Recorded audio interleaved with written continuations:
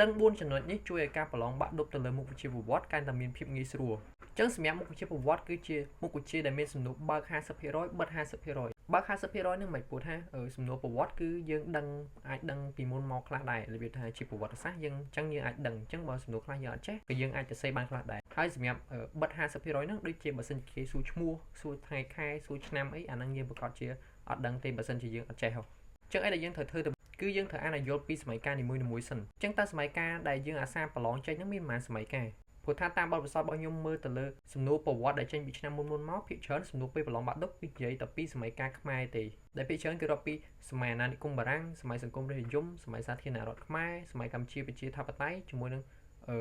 កម្ពុជាប្រជាពិនិត្យរហូតដល់បច្ចុប្បន្នអីចឹងទៅអញ្ចឹងបើសិនជាសម័យកាលច្រើនអញ្ចឹងយើងគួរតែធ្វើម៉េចដើម្បីឲ្យឆាប់ចេះនិងងាយចាំព្រោះវារៀងច្រើនដែរចឹងថ្ងៃនេះខ្ញុំលើកយក tip 4 យ៉ាងដើម្បីមកប្រាប់អ្នកនរគ្នាតើវាមានប្រសិទ្ធភាពអាចទទួលបានប្រសិទ្ធផលឬអត់នៅទី1យើងត្រូវដឹងថ្ងៃខែឆ្នាំរបស់សម័យកាលនីមួយៗសិនឧទាហរណ៍ថាសម័យកាលសង្គមរាស្ត្រនិយមពីឆ្នាំណាដល់ឆ្នាំណាបើអត់ដឹងថ្ងៃទេក៏អាចដឹងឆ្នាំដែរនឹងចំណុចទី1ចូលដល់ចំណុចទី2ឈ្មោះរបស់អ្នកដឹកនាំក្នុងសម័យកាលហ្នឹងអញ្ចឹងតើសម័យកាលមួយហ្នឹងអ្នកណាគេជាអ្នកដឹកនាំហើយដឹកនាំបានក្នុងរយៈពេលប្រមាណដល់ចំណុចទី3យើងត្រូវដឹងពីព្រឹត្តិការណ៍សំខាន់ក្នុងសម័យកាលនីមួយៗហ្នឹងឧទាហរណ៍ថានៅក្នុងសម័យកាលសង្គមរាស្ត្រនិយមតើអីគេជាគោលនយោបាយជាក្រិតឃើញអានឹងជាព្រឹត្តិការណ៍សំខាន់ជារឿងហើយដែលសំខាន់កើតឡើងក្នុងសម័យមួយហ្នឹងចុះបើសម័យផ្សេងអីគេជាសង្គ្រាមត្រជាក់ឬក៏ដូចជាការដួលរលំរបស់សម័យកាលមួយហ្នឹង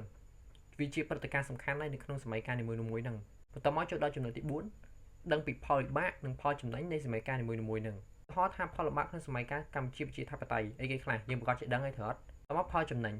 បើយើងមើលទៅក្នុងសម័យបារាំងសម័យអាណានិគមបារាំងវិញមានផលចំណេញអីខ្លះយើងអាចមើលបានប៉ុន្តែបើសិនជាសម័យកាល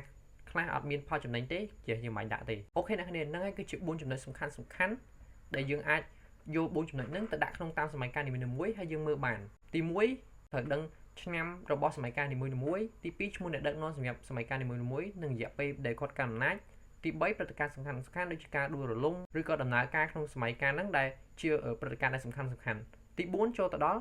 ផលវិបាកឬក៏ផលចំណេញរបស់សម័យកាលនីមួយៗហ្នឹងមានប៉ុណ្្នឹងហើយអ្នកគ្នាយើងអាចកដោបយកអត្ថន័យនិងខ្លឹមសាររបស់សម័យកាលនីមួយៗបានទេទោះវាមិនបានឥតខ្ចោះ 100% ក៏យើងអាចទទួលបានព័ត៌មានច្រើនពីចំណុចទាំង4ហ្នឹងដែរអ្នកគ្នាយើងដឹងតិចនេះហើយយើងមើលហើយទិញផងដូចជាឈ្មោះរបស់អ្នកដឹកនាំថ្ងៃខែឆ្នាំហ្នឹងសំខាន់ណាស់អ្នកគ្នាប្រយ័ត្នភ្លេចអាទាំងអស់ហ្នឹងក៏វាអាចខាតបន្ទុករបស់យើងដែរហើយtrongវីដេអូហ្នឹងមានតែប៉ុណ្្នឹងទេបើអ្នកចូលចិត្តកុំភ្លេចចុច like subscribe អ្នកមួយផងហើយអ្នកគ្នាបើត្រូវការ review app oversize fake អាចចូលទៅមើលក្នុង account ខាងក្រោមដែលខ្ញុំបាន mention ហ្នឹងគឺ Aura Shop ដែលខ្ញុំជាអ្នកលក់ផ្ទាល់ចឹងទៅអញ្ចឹងមានប៉ុណ្្នឹងទេ peace out